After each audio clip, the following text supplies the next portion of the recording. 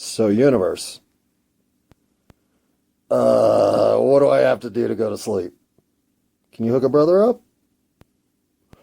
I'm a little concerned. I don't know if I've ever been awake this long not on drugs. And it's all just coincidental events that have kept me up, that now that I can fall asleep at will, I'm unable to. I have been trying to fall asleep for about now almost 2 hours, unsuccessfully, after having last slept Thursday morning at 4:30 a.m. It is now Saturday, the 14th, the day after Friday the 13th. And here on Saturday the 14th, my bad luck is being up too late because I've been up since Thursday. And the truth of the matter is, I really haven't been all that tired, except in occasional slowdown pauses where all of a sudden I'm overwhelmed with exhaustion. And for about an hour and a half this afternoon, I was there while I was standing with two flags watching other people work.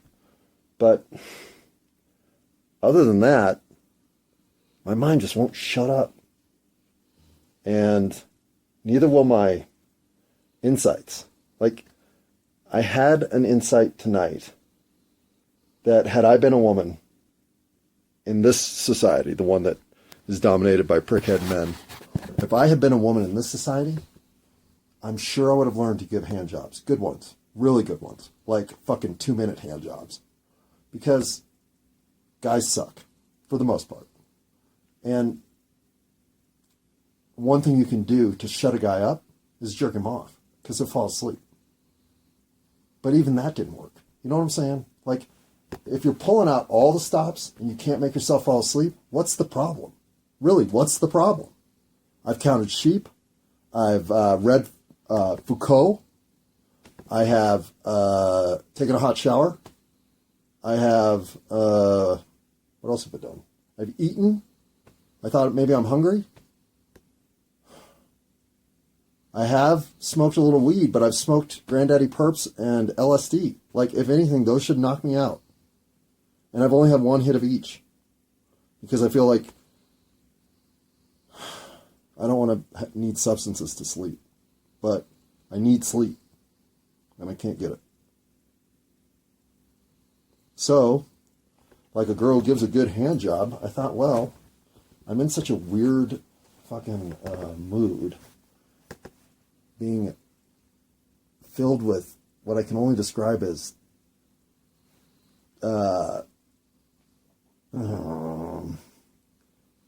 what is this? It's like anxious energy.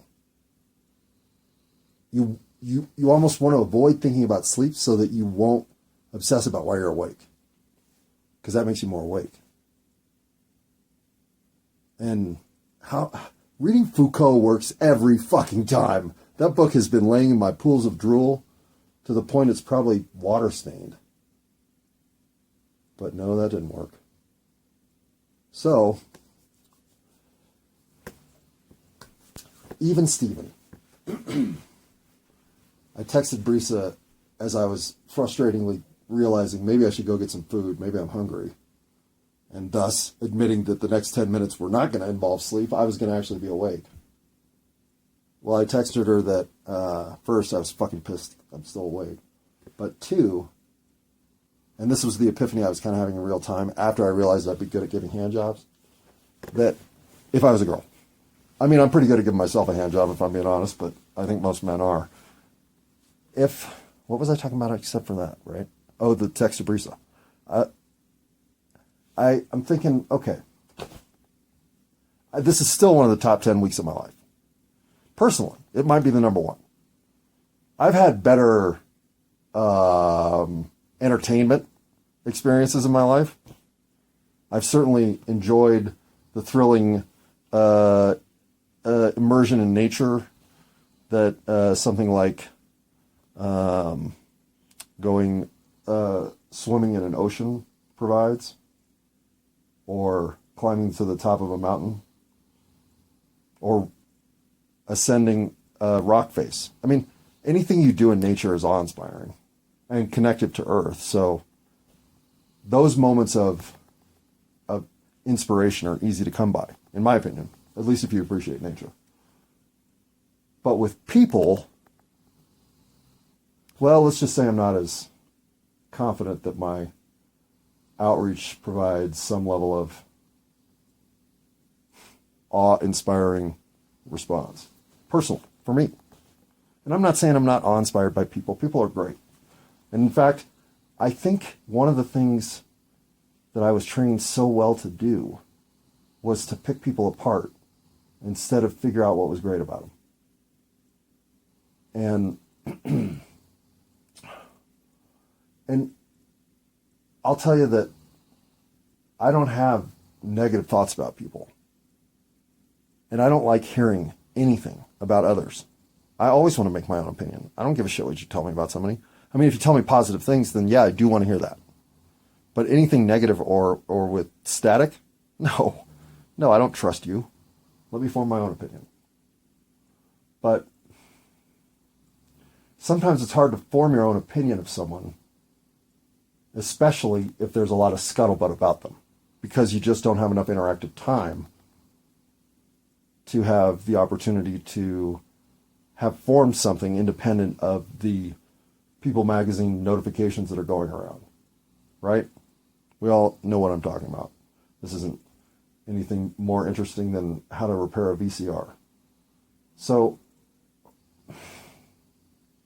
I've been deliberately waiting to say something to somebody that needed to be said for my own sense of, I don't know, forthright, upstanding life, to be honest.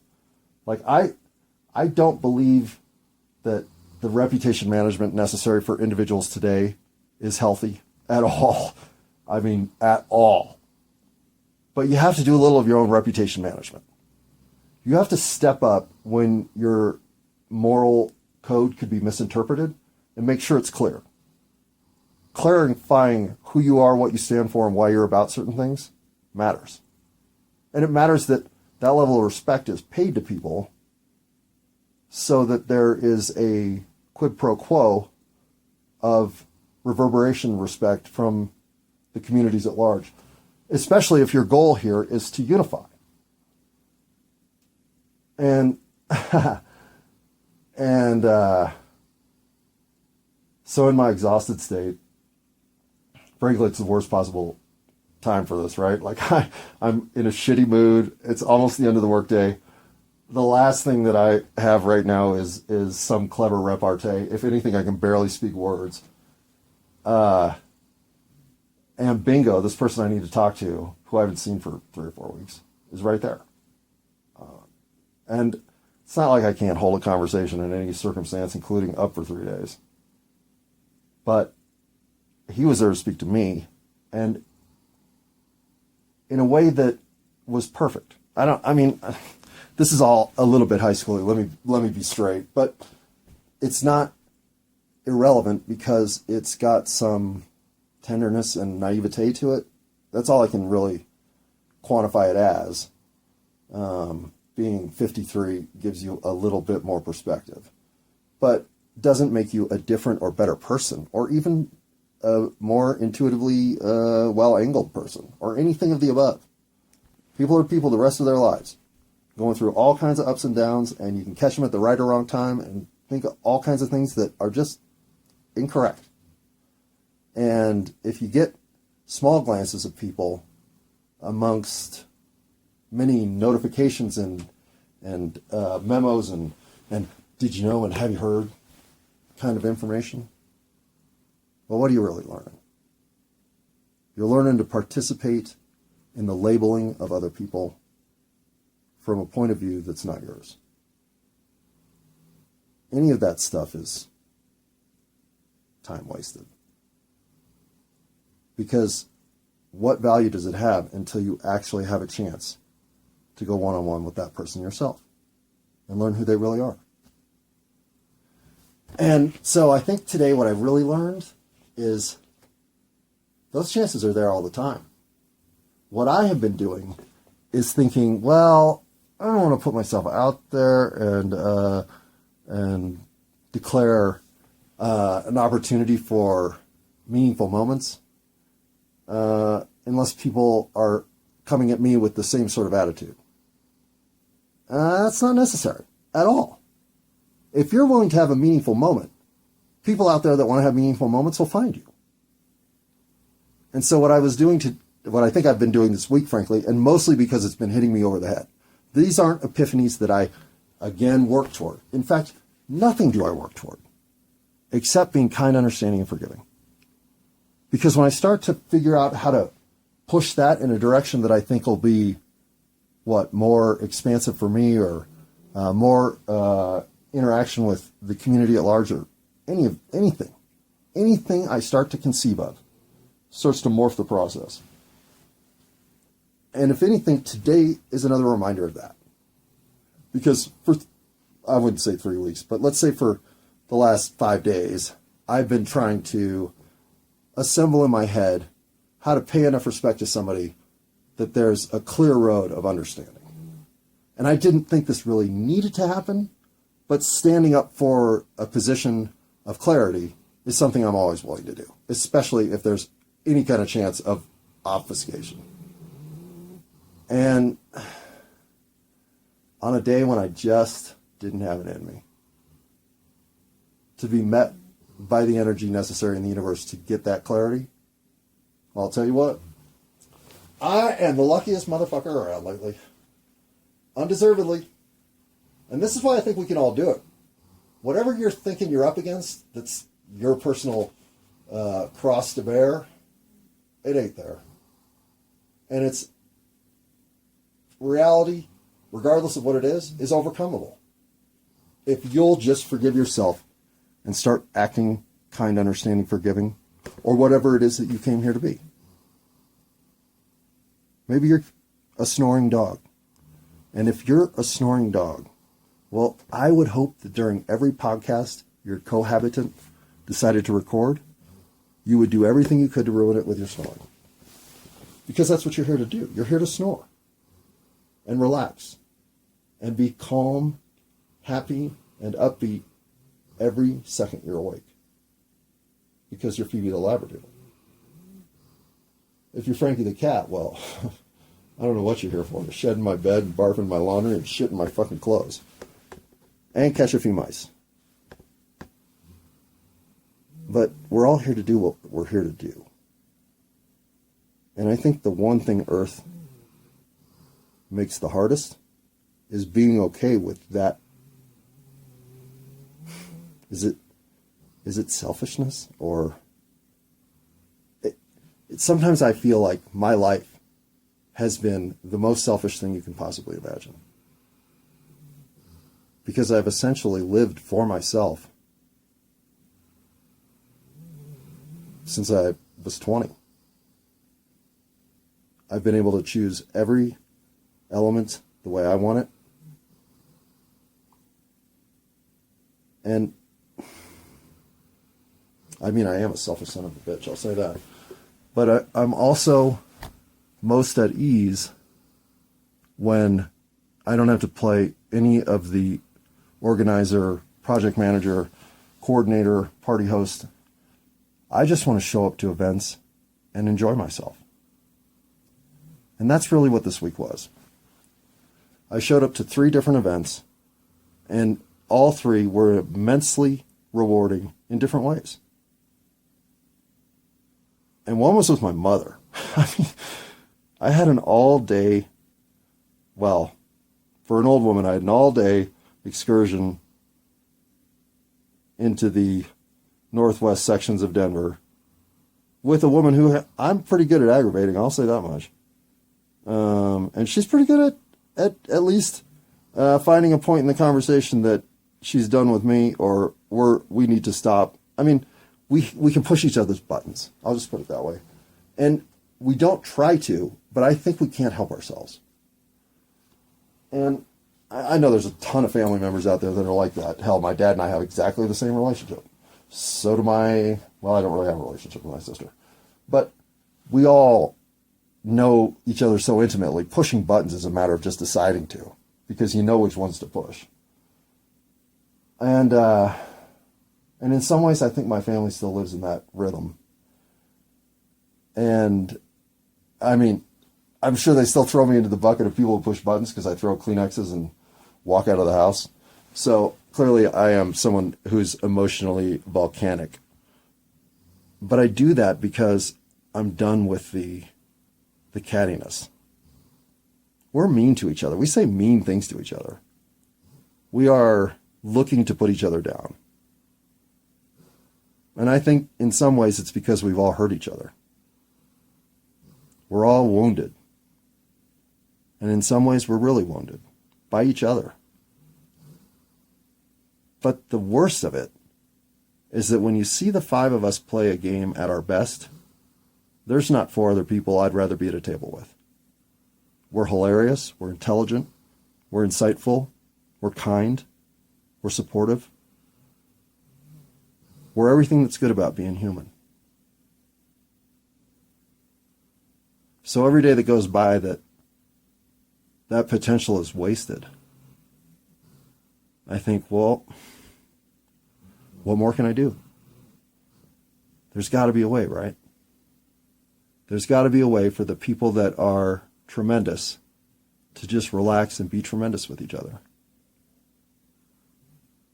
But it must be harder than I thought, because just like sleep, what can I say?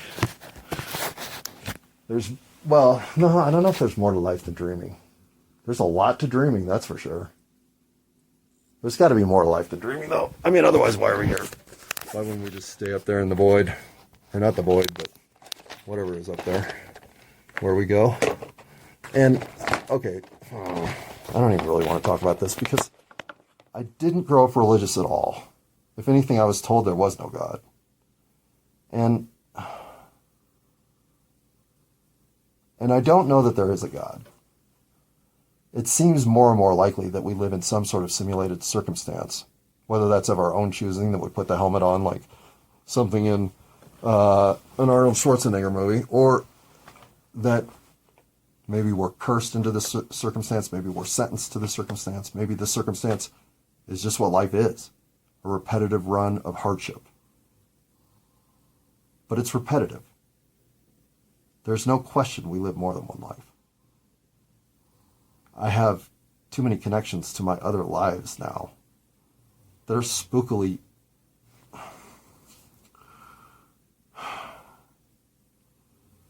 I feel like somehow almost my DNA rallied to get my shit together. As if there's some sort of 60 different versions of me living inside me that have all had this chance to do it too. And when you make the mistake that one of them made that derailed their life, they shoot up and fix it for you. Because they know that's not going to work. They may not learn shit that the rest of them know, but they know you don't want to abandon your kindness, or you can turn into a monster. So when you start to wander down I don't give a shit road, this one reins you in and forces that DNA code to a prominent level. And all of a sudden you're just a kind person. Not that you weren't kind before, but you didn't go out to be kind. If anything, you were like, do I have to be kind? Or can I just sit here and let someone else do that? Not involved is what you were. Not caring? No. You always care. But if you don't turn your care into action, well, then you never do feel involved and motivated to make a better world. So your values don't express themselves. They exist, they're just not active. And I'm not, listen, I am a pain in the ass, I'm a douchebag, I can be late to everything, I never have my wallet. I mean, I'm annoying in so many ways. But I think we can overlook those human follies in one fell swoop with a genuinely connective moment. And I think, too, those genuinely connective moments help us overcome our proneness to those follies. Is proneness a word? I think it is. We are prone to folly, and I think the energy you gain by win-win, by graceful communication, I think it might be the true healing force of the universe. When somebody else is there to support you, well, you're just that much more fortified. You just become that much more powerful of a presence in a universe full of possibility. And I guess if you were going to wind up this week, and it is now Saturday night at 8:08, another Saturday night, and I ain't, no, I don't know music. But, not that music's bad, I love music, but I certainly don't know enough lyrics to any song. And I haven't had many more look for the purple banana until I throw it in the truck moments, but I am ready for them because I am now playing my entire catalog to hear them. I have decided to go listen to every song I have on Windows and either keep it or delete it. And I have so many, I have like 4 versions of Hung Up, only one of which I like. And the other 3 are the only ones that ever play. You know what I'm saying? Like, I hate when your jukebox gets annoying because you got the wrong fucking version of the song in there. And I know we all know what I'm talking about. So, speaking of which, if anybody knows where the original recording for Put It in Your Mouth is, I'm looking for it. And I used to have it, and I swear to God I wouldn't have deleted it. But that's a tough one to find. That was Put It in Your Mouth, in case I wasn't clear. And yes, if you find that song, you should listen to it because it's hilarious and fucking great. What else did I have for you? There was a lot. Like, I was overwhelmed with what were actually creative and unique thoughts. I was walking down New Thought Lane and getting a lot of them. The idea that women have to be on guard, or at least be protective of the idea that they are prey, is starting to hit me a lot. And I was never a gorilla. I was a Machiavellian. Like, I was always manipulating through emotion and words. And not always manipulating. That's the other thing. Like, I could fall in love with someone on date number 2 and think it in my heart of hearts. Yes, that's either incredibly immature or a level of stupidity that is almost pitiable. But I can't help that I get overwhelmingly attached to somebody who gets me, because most of the world doesn't. And yeah, I get along. I mean, I get along with everybody. Hell, I get along with Frank. If you can get along with Frank, you can get along with almost everybody. I get along with Amy. If you get along with Amy, you can get along with everybody. I get along with Lily. Well, I don't really get along with Lily. But I bet I am Lily's best friend and arch enemy. Because that's how Lily plays the game, and I respect that. I don't challenge Lily to be something that she's not. I don't ask Lily to go outside of what she's comfortable to do. And sometimes what she's comfortable to do is not going to go. Because we're not going to get into a knife throwing contest just to see who can throw knives farther. But what other... Oh, you want to play with the matches now? Of course you do. Lily is a little arsonist. I'll give her that. I've seen her start many a fire to the point where I'm like, she burns my fucking house down. I mean, that's got to be the end of it, right? I mean, that would be the point where you'd have to say, Lily, how much destruction do I have to put up with before I get to say enough? Now, get on your side of the tent.